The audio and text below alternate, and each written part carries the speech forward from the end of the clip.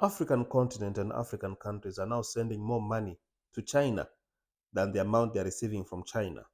So according to one data initiative report, points out that many African countries are now spending more money paying back their loans to China for the past like 5 years compared to between 2015 and 2019. So according to this data from 2015 and 2019, the net inflow from China was $30 billion.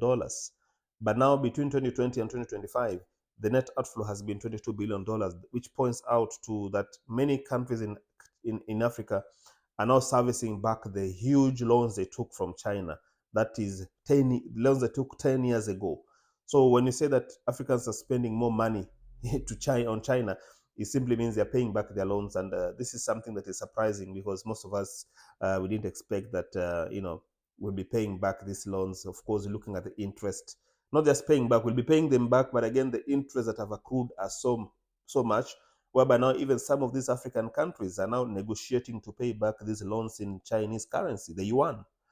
Countries like you look at Zambia, you look at other countries, they are now renegotiating with China and even trying to postpone in terms of paying these loans.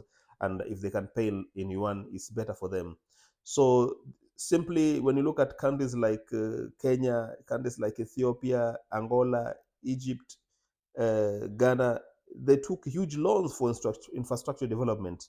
When you go to those countries, find those huge roads, airports, hospitals. They took most of these loans from China. You go to even Cairo, they built a new city. Of course, these are the Chinese investors who brought in money to that country. And now it's time for payback. And they're paying back the loans. And it's so huge.